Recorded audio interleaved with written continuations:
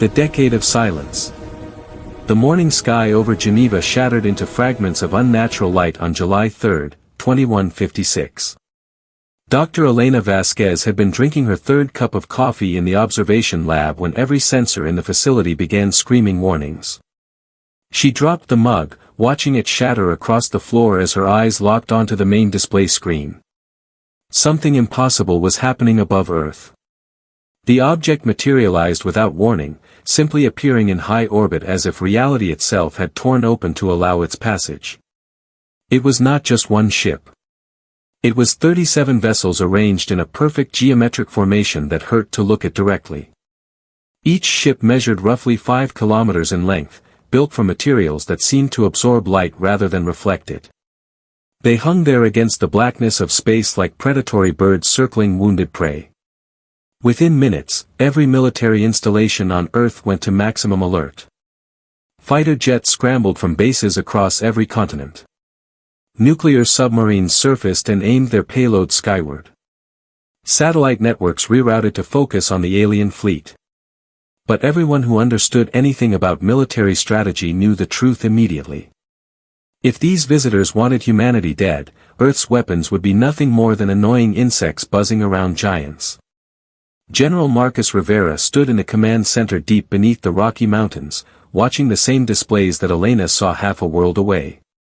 He was a man built from decades of combat experience, with gray temples and eyes that had witnessed too much death. His hands remained steady as he gripped the edge of the tactical table, but his mind raced through scenarios.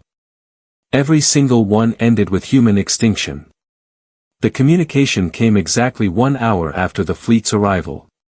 It bypassed every encryption protocol and security system humanity possessed, appearing simultaneously on every screen, television, phone, and computer on the planet. The image showed a being that would haunt human nightmares for years to come. High Chancellor Vex stood nearly 9 feet tall, with pale blue skin stretched tight over a skeletal frame. His face was angular and sharp, with 3 eyes arranged in a triangle pattern that glowed with cold amber light. He wore robes of deep crimson that seemed to move with a life of their own, and when he spoke, his voice carried the weight of ancient authority. "Humans of Earth," Vex began, his words translated perfectly into every language simultaneously. "I am High Chancellor Vex of the Chthoni Empire. We have observed your species for what you consider 2 centuries. You are young, primitive, and chaotic. Your planet is rich in resources we require. Your people possess genetic traits that may prove useful for our labor pools." Elena watched the broadcast from her lab, her scientific mind already analyzing everything visible in the transmission. The technology required to hijack every communication device on Earth simultaneously was beyond anything humanity could achieve. The casual way Vex spoke about genetic harvesting made her stomach turn. "You have 2 choices," Vex continued, raising one elongated hand. "Submit to incorporation into the Chthoni Empire. Your species will be preserved as workers and subjects. You will be treated fairly within your assigned roles. Your world will be strip-mined efficiently. Some of you will survive." He paused, letting that sink in. "Or refuse, and we will eliminate your entire civilization within 3 of your days. Every city will burn. Every ship will sink. Every human being will cease to exist. We have performed this cleansing on 14 worlds before yours. The process is efficient and complete." General Rivera felt the room around him go silent. Every officer present understood they were witnessing the potential end of human civilization. But then Vex said something unexpected, something that would change everything. "However, the Chthoni are not without honor. We recognize that some species require time to accept their fate. You will be given 10 of your years to consider our offer. We will depart now and return on this exact date in 2166. When we return, you will provide your answer. Choose submission, and you will live as servants. Choose defiance, and you will die as fools." The transmission ended. The alien fleet hung in orbit for another 12 hours, allowing their sensor sweeps to map every military installation, every population center, every resource deposit on Earth. Then, as suddenly as they had appeared, the ships vanished. Reality folded around them and they were gone, leaving humanity alone with a ticking clock counting down to extinction. The emergency session of the United Earth Council began within hours of the Chthoni departure. Every nation sent its highest-ranking officials. Old enemies sat across from each other. Superpowers that had been locked in cold conflicts for decades suddenly found themselves facing a threat that made their territorial disputes seem laughably insignificant. General Marcus Rivera represented the combined military forces. He stood before the assembly of presidents, prime ministers, and monarchs with a simple message. We cannot fight them with conventional weapons. Their technology is centuries, maybe millennia ahead of ours. But we have something they do not expect. We have 10 years, and we have the capacity for innovation that comes from facing extinction. A Chinese general stood up, his voice carrying anger and frustration. You speak of innovation. Did you see those ships? They appeared from nothing. They bypassed every defense system we have. What innovation can possibly match that in just 10 years? Dr. Elena Vasquez had been sitting quietly in the observers section, but now she stood. Her reputation as the world's leading physicist in quantum mechanics gave her voice authority.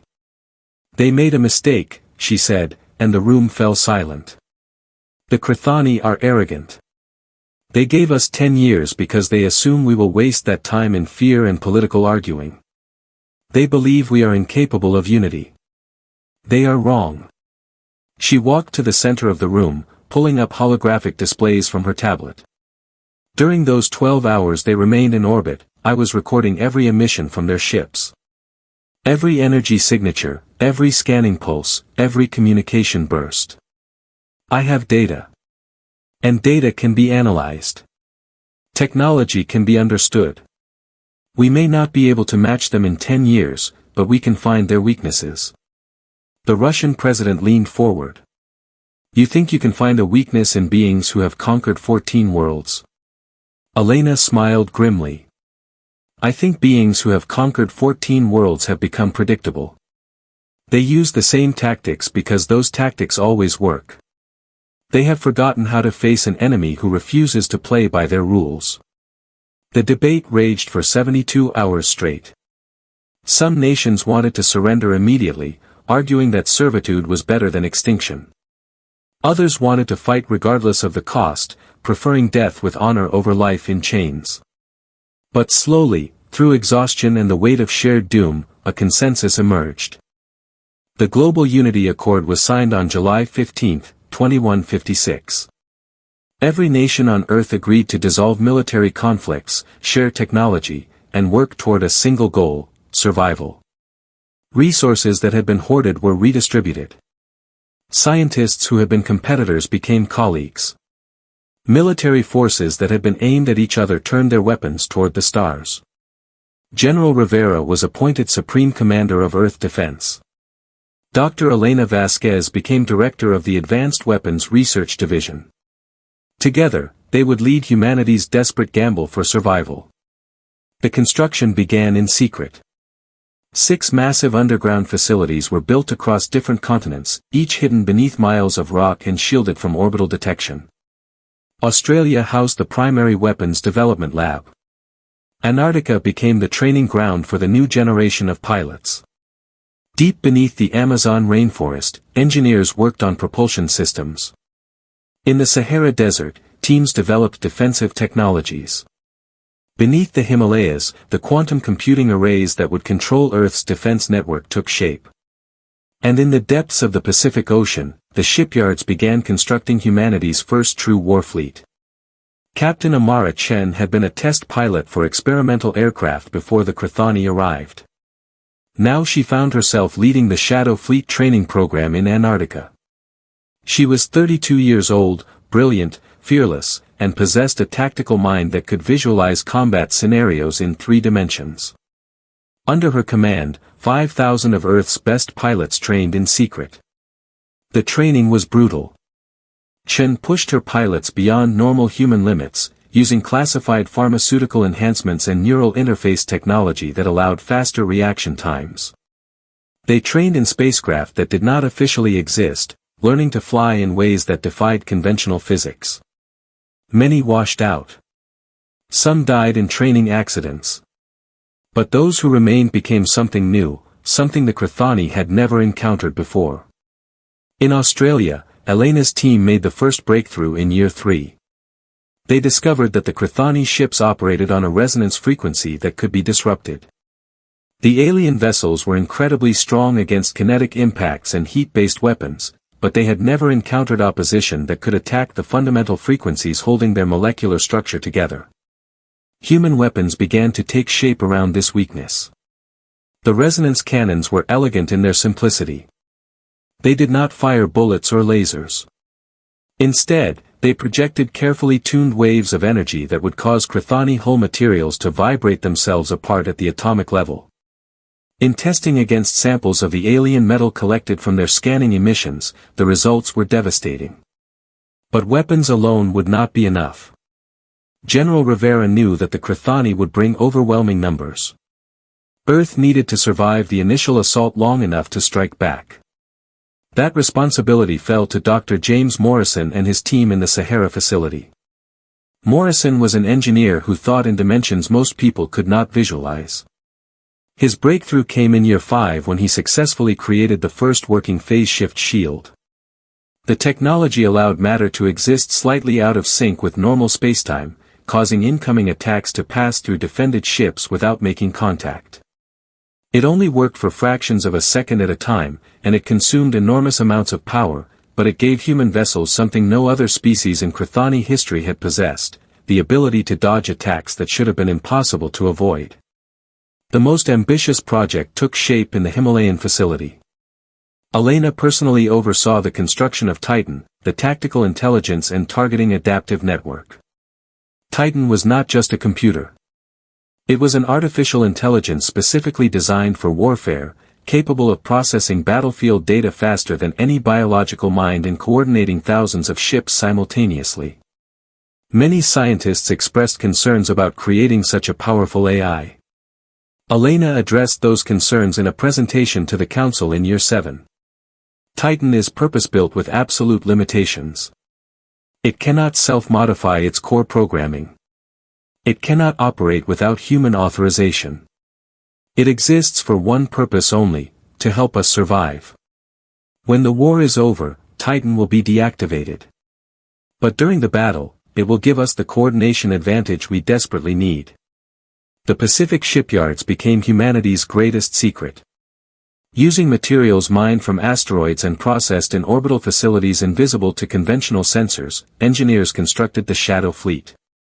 200 warships, each incorporating every technological breakthrough humanity had achieved. They were not as large as Chthoni vessels, but they were faster, more maneuverable, and packed with weapons designed specifically to kill the enemy. Each ship was named after a human value or virtue. The lead vessel was christened Defiance. Others bore names like Courage, Liberty, Resilience, and Hope. Captain Chen personally tested each one, pushing the ships to their limits and beyond. By year 9, the Shadow Fleet was ready for combat. But technology alone would not guarantee victory. General Rivera spent those 10 years developing tactical doctrines that the Chthoni would never expect. Human military history was filled with examples of smaller forces defeating larger ones through deception, surprise, and unconventional thinking. Rivera studied every ambush, every guerrilla campaign, every underdog victory in recorded history. He synthesized those lessons into a battle plan that would either save humanity or die trying. The final year was the hardest. Everyone knew the Chthoni would return exactly when they promised. The tension across Earth was unbearable. Some people spent their last year in hedonistic abandon, certain that death was coming regardless of preparation. Others threw themselves into work with manic intensity, desperate to contribute anything that might tip the scales. Elena barely slept during those final months. She ran simulation after simulation, testing every variable, every possible scenario. The numbers were not encouraging. Even with all of humanity's innovations, victory was far from certain. The Chthoni had numbers, experience, and proven technology. Humans had desperation and untested theories. On the night before the projected return date, General Rivera stood on the bridge of the Defiance, looking out at the shadow fleet assembled in hidden positions throughout the solar system. Captain Chen stood beside him, along with the other senior officers who would lead the defense of Earth. "Tomorrow we find out if 10 years was enough," Rivera said quietly. "We have done everything possible. Built weapons they have never seen. Trained warriors they cannot predict. United our entire species in a way we never managed before. But I will not lie to you. Many of us will die tomorrow." He turned to face his officers, these men and women who had given up everything to prepare for this moment. "The Chthoni think they are coming back to claim easy prey. They think we spent 10 years cowering in fear. They have no idea what is waiting for them. And when they realize their mistake, it will be too late." Captain Chen smiled, a fierce expression that promised violence. "Let them come. We have been waiting." Across Earth, billions of people settled in to wait for dawn. Hidden defense platforms powered up their systems. The Shadow Fleet checked weapons and shields one final time. Titan ran through millions of combat calculations per second, preparing for the battle that would determine the fate of humanity. The 10 years of silence were ending. The age of war was about to begin. And the Chthoni Empire was about to learn a lesson written in fire and blood: never give humans time to prepare. Never assume they will surrender. And never, ever underestimate what desperate people can achieve when fighting for survival. The countdown reached 0. Somewhere above Earth, reality began to tear open once again. High Chancellor Vex was returning, expecting broken servants ready to submit. Instead, he was about to meet humanity at its most dangerous. United, armed, and absolutely unwilling to bow to anyone. The reckoning. The fabric of space rippled and tore at exactly 9:47 Greenwich Mean Time on July 3, 2166. General Marcus Rivera watched from the command bridge of the Defiance as reality itself seemed to protest the arrival of the Chthoni fleet. This time they brought overwhelming force. 73 warships emerged from the dimensional fold, each one a monument to thousands of years of conquest and domination. They arranged themselves in a battle formation that had crushed civilizations across a dozen star systems. High Chancellor Vex stood on the bridge of his flagship, the Eternal Dominion, with the same cold confidence he had carried a decade ago. His 3 amber eyes focused on the small blue planet below, and he felt something close to satisfaction. The humans had been given their chance. Now they would learn the price of defiance, or accept the mercy of servitude. Either outcome was acceptable. The Chthoni always won. His sensor operator, a veteran of 18 planetary subjugations, turned from his console with a routine report. "Supreme Chancellor, preliminary scans show minimal military presence on the surface. Population centers show normal activity patterns. No significant technological advancement detected. They appear to have spent the decade in typical primitive fashion, arguing among themselves and accomplishing nothing." Vex nodded slowly. It was always the same story. Lesser species could not overcome their tribal instincts even when facing extinction. Open a communication channel to their leadership. Let us begin the formalities. But before the channel could be opened, every alarm on the Eternal Dominion began screaming at once. The sensor operator's face went pale as his displays lit up with impossible readings. "Chancellor. I am detecting massive energy signatures. Multiple contacts appearing from stealth. They were hiding. Hundreds of ships. They were here the entire time." Throughout the solar system, the Shadow Fleet dropped their cloaking fields simultaneously. 200 human warships materialized from apparent nothingness, their positions carefully chosen over years of tactical planning. They had been waiting in the shadow of asteroids, behind planetary bodies, hidden in the orbital paths that Chthoni sensors swept past without detailed examination. Now they revealed themselves in a coordinated display of force that made the alien fleet suddenly seem less overwhelming. On the Defiance, General Rivera allowed himself a cold smile. Communications, broadcast on all frequencies. Let them hear us clearly. Dr. Elena Vasquez stood at the science station, her fingers dancing across controls as she monitored every reading from the Chthoni vessels.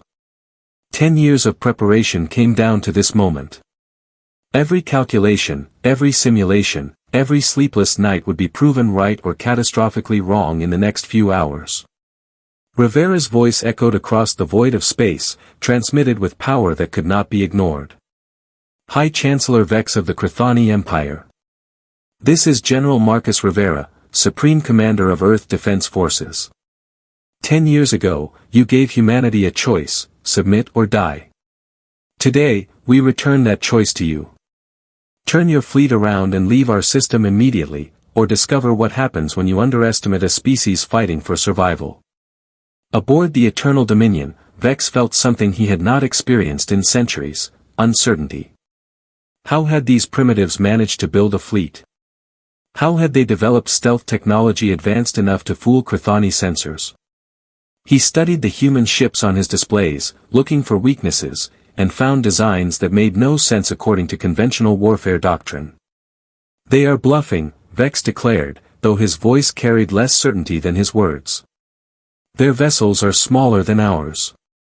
They cannot possibly possess weapons capable of penetrating our shields. Prepare to demonstrate our power. Target their largest ship and obliterate it. Show them the futility of resistance. The Eternal Dominion's primary plasma cannon began charging, gathering enough destructive energy to vaporize a mountain. The weapon locked onto the Defiance, and Vex waited for the satisfying sight of human foolishness being burned away in cleansing fire. But Captain Amara Chen had been waiting for exactly this move. From her position aboard the Valkyrie, one of the fastest ships in the Shadow Fleet, she gave the order that began the battle. All strike wings, execute Protocol Serpent. Let them see what we have learned.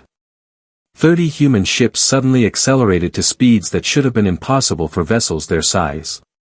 They did not move in straight lines like conventional spacecraft. Instead, they wove through space in complex three-dimensional patterns that the Chthoni targeting computers could not predict. The alien AI systems were designed for enemies who followed logical attack vectors. Chen's pilots flew like they were dancing, each move unpredictable, each ship supporting the others in ways that seemed chaotic but were actually precisely choreographed. The Eternal Dominion fired its plasma cannon. The beam of superheated energy lanced through space, bright enough to temporarily blind unshielded sensors. It struck the Defiance's position exactly where the human flagship had been 2 seconds earlier. But the ship was no longer there. Dr. Morrison's phase shift shields had activated for precisely 1/10 of a second, allowing the Defiance to exist in a slightly different dimensional frequency. The plasma beam passed through empty space while the human ship remained untouched. Vex stared at his displays in disbelief. Impossible. No species has ever developed phase variance technology. How did these primitives? His question was cut short as the human counterattack began. Captain Chen's strike force reached optimal firing range, and the resonance cannon spoke for the first time in actual combat. The weapons did not produce visible beams or explosive projectiles. Instead, they generated precisely calibrated waves of energy that human scientists had spent years perfecting. The first Chthoni destroyer to be hit simply came apart. Its hull, designed to withstand plasma fire and kinetic impacts, had no defense against weapons that attacked at the molecular level. The ship's structure vibrated at increasing frequencies until the atomic bonds holding it together catastrophically failed. In 3 seconds, a warship that had participated in the conquest of 7 worlds disintegrated into expanding clouds of debris. Another destroyer died. Then a cruiser. The Chthoni fleet began evasive maneuvers, but human pilots anticipated every move. Chen had trained her warriors using captured recordings of Chthoni combat patterns. They knew how the enemy would react because the aliens had been using the same tactics for millennia. Predictability was their fatal weakness. All ships, return fire. Vex commanded, his voice carrying the strain of sudden fear.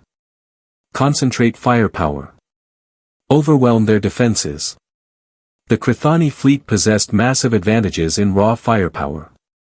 When dozens of plasma cannons fired simultaneously, even phase-shift shields could not dodge every attack. 3 human ships took direct hits and exploded in brilliant flashes of destroyed matter and energy. 17 crew members died in those first exchanges, their sacrifice buying time for their comrades to adjust tactics. But for every human ship destroyed, the Shadow Fleet eliminated 2 Chthoni vessels. The resonance weapons proved devastatingly effective.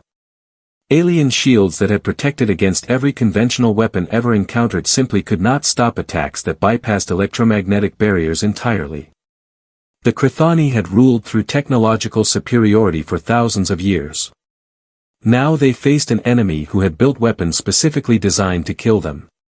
General Rivera watched the battle unfold across multiple displays, his tactical mind processing information almost as fast as Titan's electronic consciousness. The AI fed him probability assessments and strategic recommendations, but the final decisions remained human. Activate the quantum barrier network. Let's see if 10 years of construction was worth it. Dr. Elena Vasquez entered the activation codes personally. Throughout Earth's orbit and extending outward past the Moon, thousands of satellites that had been disguised as debris and deactivated infrastructure suddenly powered up. They had been placed over the entire decade, each one containing a quantum field generator based on principles Elena's team had developed in the Himalayan facility. The generators activated in perfect synchronization. A barrier of invisible energy formed around Earth, creating a defensive perimeter that operated on quantum entanglement principles.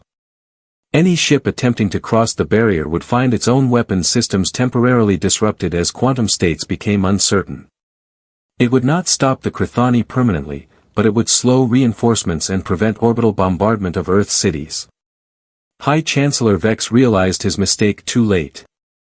A significant portion of his fleet was still outside the barrier when it activated. Those ships found themselves unable to provide support to the vessels already engaged with the human fleet. His overwhelming numerical advantage had been cut in half by a defensive technology he had never imagined possible. They planned this, Vex whispered, his 3 eyes widening with the realization. Every move we have made, they anticipated. These are not primitives. These are tacticians who have been preparing specifically for this battle. A Chthoni battlecruiser, one of the most powerful vessels in the fleet, targeted a cluster of human ships with its full weapon array. But Captain Chen saw the attack developing and transmitted new orders through Titan's network. The targeted ships scattered while previously hidden human vessels appeared from behind a nearby asteroid, their resonance cannons already charged. The battlecruiser's shields flickered and died under the assault. Its hull began vibrating itself apart. The ship's commander, desperate to save his vessel, attempted an emergency dimensional fold to escape the battlefield. But Elena had prepared for this too. Human ships had been equipped with full disruptor technology, specifically designed to prevent Chthoni retreat. The battlecruiser exploded as its full drive failed catastrophically, the energies meant to tear through dimensional barriers instead tearing through the ship itself. The explosion was bright enough to be visible from Earth's surface, a new star blooming briefly in the daytime sky. Vex made a decision that would have been unthinkable hours earlier. All ships, withdraw to defensive formation around the Eternal Dominion. Prepare for strategic retreat. But General Rivera had anticipated this as well. Human ships that had been holding back from the main engagement suddenly activated their engines, moving to cut off the Chthoni escape routes. The Shadow Fleet had superior maneuverability. They could not match the aliens in raw power, but they could dictate positioning. And in space combat, position was everything. Chancellor Vex, Rivera's voice came through the communication channels again. I offered you a chance to leave peacefully. You chose aggression. Now you will face the consequences. This is your final opportunity. Surrender your flagship and order your remaining vessels to stand down. You will be treated as prisoners of war under human conventions. Refuse, and we will destroy every ship you brought to our system. For the first time in his long life, Vex felt genuine fear. He had witnessed his fleet, the pride of the Chthoni Empire, reduced by half in less than an hour of combat. The humans were not just fighting. They were winning. Every assumption about their primitiveness had been catastrophically wrong. Pride warred with survival instinct in Vex's mind. He was High Chancellor of an empire that had never known defeat. To surrender to beings he had dismissed as little more than animals would be the ultimate humiliation. But to continue fighting would mean the destruction of his entire fleet and his own death. He chose pride. All remaining ships, concentrate all firepower on the human flagship. If we eliminate their command structure, the rest will fall into chaos. Every functional weapons system on 23 Chthoni ships locked onto the Defiance. Enough destructive power to crack a small moon prepared to fire simultaneously. General Rivera stood calmly on his bridge, trusting the people around him, trusting the technology they had built together, trusting that 10 years of preparation would be enough. Phase shift shields to maximum, he ordered quietly. All power to defensive systems. Titan, coordinate point defense. The alien barrage came like divine judgment, dozens of plasma beams and energy weapons converging on a single point in space. The Defiance's shields activated and deactivated in rapid sequence, allowing most attacks to phase through harmlessly. Point defense lasers intercepted missiles and slower projectiles. But no defense could be perfect against such concentrated assault. 3 plasma beams found their mark. The Defiance shuddered as explosions tore through its port side. 14 crew members died instantly as sections of the ship were exposed to vacuum. Damage control teams rushed to seal breaches while Dr. Vasquez fought to keep critical systems online. But the Defiance survived. And while the Chthoni fleet had focused everything on a single target, the rest of the Shadow fleet had closed the trap completely. Human ships surrounded the alien formation from every direction. Resonance cannons fired in devastating coordination, guided by Titan's tactical calculations. 4 more Chthoni ships disintegrated. Then 6 more. The alien defensive formation collapsed as commanders panicked, each trying to save their own vessel rather than maintaining coordinated defense. It was exactly the reaction Chen had predicted during training simulations. High Chancellor Vex watched his fleet dying around him and finally understood the truth. The humans had not spent 10 years cowering in fear. They had spent it becoming something unprecedented in galactic history, a species that had gone from primitive to dangerous in a single decade. They had studied their enemy, built weapons specifically designed to counter Chthoni advantages, and trained warriors who thought in ways no algorithm could predict. I surrender, Vex transmitted, his voice hollow with defeat. I order all Chthoni vessels to cease fire and await instructions from human forces. The battle ended not with a final explosion but with silence. Surviving Chthoni ships powered down their weapons and held position. Human vessels maintained targeting locks but did not fire.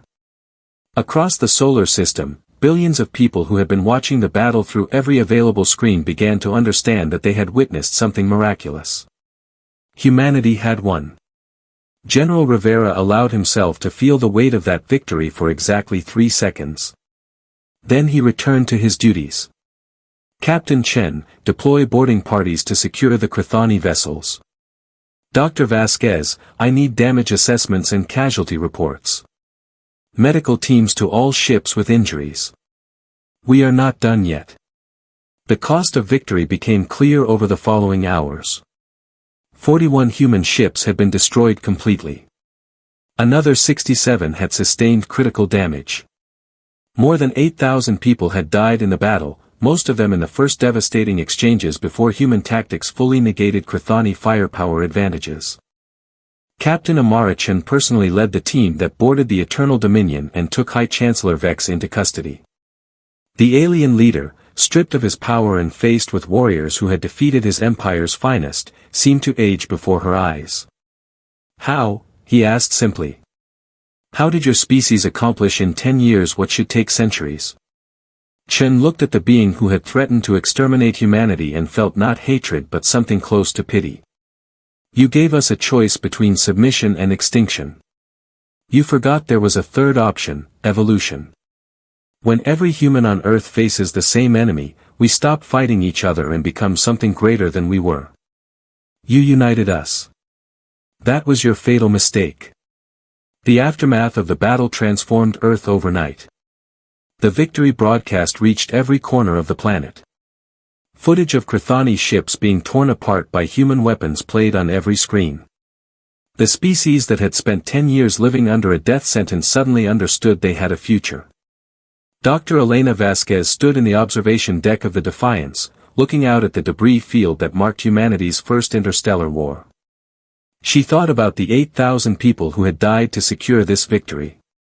She thought about the decade of work, the sleepless nights, the impossible problems that had somehow been solved. General Rivera joined her at the window. The UN Council wants to award you every medal and honor they can think of, he said quietly. Elena shook her head. The real heroes are floating out there in the debris.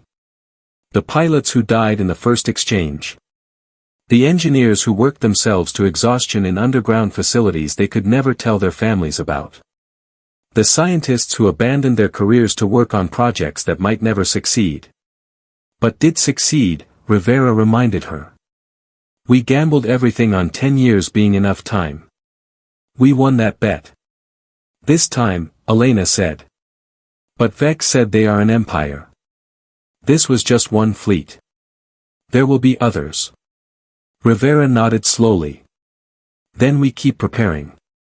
We take their technology, learn from it, improve it.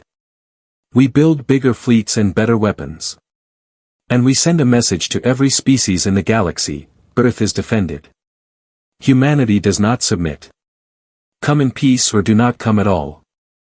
The transmission went out 3 days later, broadcast on every frequency that human and captured Chthoni technology could generate. It carried a simple message, composed by a committee but refined until every word mattered. To all civilizations capable of receiving this transmission, this is Earth. 10 years ago, the Chthoni Empire threatened our world with conquest or extermination. They believed we were too primitive to resist. They were wrong. Today, their fleet lies broken in orbit around our planet. Their High Chancellor is our prisoner. We did not seek this conflict, but we finished it. Let this be understood across the galaxy, humanity welcomes peaceful contact. We desire trade, cultural exchange, and cooperation with other intelligent species. But we will never accept subjugation. We will never bow to threats. Any force that comes to Earth with conquest in mind will meet the same fate the Chthoni encountered. We gave them 10 years of peace. They returned with death and destruction. We answered with survival and victory. This is the nature of humanity. Remember it well. The message would take years to reach distant stars, traveling at light speed through the vast emptiness of space. But eventually it would arrive, and civilizations that had never heard of Earth would learn about the species that had defeated the Chthoni Empire in a single battle. High Chancellor Vex remained in human custody, held in a facility designed specifically for containing beings with advanced biological capabilities. He spent his days being interrogated by human intelligence officers who wanted to learn everything about the Chthoni Empire, its structure, its weaknesses, its plans. One day, Dr. Vasquez visited him in his cell. She brought questions about Chthoni technology, comparing their approaches to problems humanity had solved differently. Vex answered her questions mechanically, his spirit broken by defeat. You hate us, Elena observed, watching his reaction carefully. I do not hate you, Vex replied, his 3 eyes focused on something distant. I fear you. The Chthoni have ruled for thousands of years because we are thorough, methodical, and patient. We advance slowly but surely. You humans are chaos made flesh. You accomplish in a decade what should take centuries. You innovate in ways that should be impossible. You unite when you should fracture. You are unpredictable, and unpredictability is the most dangerous quality a species can possess. Elena smiled slightly. Then perhaps you should have left us alone. Perhaps, Vex agreed. But it is too late for regrets now. You have won this battle, but you have also painted a target on your world. The Empire will send more fleets. Other species will hear of your victory and see either opportunity or threat. Earth's isolation has ended. Whatever comes next, your species will never know peace again. We never really had peace, Elena said, standing to leave. We had the illusion of it. Now we have the truth, and the tools to defend ourselves. I will take truth over illusion any day. She left Vex alone with his thoughts and returned to her laboratory. There was work to do. Always more work. The captured Chthoni ships needed to be studied. Their technology reverse-engineered and improved upon. The Shadow Fleet required repairs and upgrades. New defensive platforms needed construction. Earth's first interstellar war might be over, but preparation for the second had already begun. Captain Amara Chen returned to her training facility in Antarctica with new recruits eager to join the Shadow Fleet. The battle had been broadcast worldwide, and applications flooded in from people who wanted to defend humanity among the stars. Chen selected the best and began pushing them through the same brutal training that had forged her original pilots into warriors. General Marcus Rivera stood before the United Earth Council and presented his assessment of humanity's new strategic position. We won because we had 10 years to prepare against a known enemy. We understood their tactics, built weapons to counter their advantages, and surprised them completely. None of those factors will apply to future conflicts. Next time, we might face enemies we know nothing about, using tactics we cannot predict, with weapons we cannot counter. He paused, looking at the leaders of Earth's nations. But we also have advantages now. We have proven human innovation can compete with ancient civilizations. We have unified our species in ways we never managed before. We have technology salvaged from the Chthoni fleet. And we have sent a message to the galaxy that Earth is not easy prey. The Council voted unanimously to maintain the Global Unity Accord permanently. The combined military structure would continue. The secret research facilities would be expanded. Humanity had been given a glimpse of the larger universe, and what they saw was both wondrous and terrifying. In orbit around Earth, memorial stations were constructed to honor the 8,000 who died in the battle. Their names were engraved on walls of polished metal that caught the light of the sun, ensuring they would never be forgotten. Every new member of the Shadow Fleet was required to visit the memorials and understand the price that had been paid for humanity's survival. Years would pass before the full impact of Earth's victory became clear. The galaxy was vast, and news traveled slowly between stars. But eventually, other species would learn what had happened when the Chthoni Empire met humanity. Some would approach Earth with respect and desire for alliance. Others would see humans as a threat to be eliminated before they grew stronger. And a few would simply be curious about the species that had evolved so rapidly from primitive to powerful. But on that day, standing among the debris of the Chthoni fleet, watching salvage teams recover both human casualties and alien technology, the people of Earth allowed themselves to feel something they had not felt in 10 long years, hope for the future. The Chthoni had given humanity a choice between submission and destruction. Humanity had chosen a third path, evolution through adversity, strength through unity, and victory through innovation. They had transformed from a divided species barely capable of reaching their own moon into a unified civilization that could defend itself against interstellar empires. The message had been sent. The warning had been delivered. Earth was defended, and humanity would never bow to conquerors again. 10 years of preparation had purchased a future that was uncertain and dangerous but undeniably free. And in that freedom, in that hard-won survival against overwhelming odds, humanity had discovered its true strength. Not in weapons or technology, though those were important. But in the capacity to adapt, to innovate, to unite when extinction threatened, and to refuse surrender even when defeat seemed certain. The Chthoni had underestimated humans once. The rest of the galaxy would learn from that mistake. And if they chose not to learn, they would discover the same lesson the hard way: when you threaten humanity with annihilation, you do not create victims. You create warriors. The decade of silence was over. The age of human expansion into the stars had begun. And the universe would never be quite the same. The end.